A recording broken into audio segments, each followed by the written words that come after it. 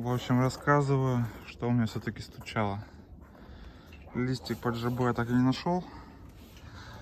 Я его совсем не снимал. В общем, вот эта вот резинка, вот она. И вот тут есть вот такие вот крепления белые. Белая, вот она, вот она.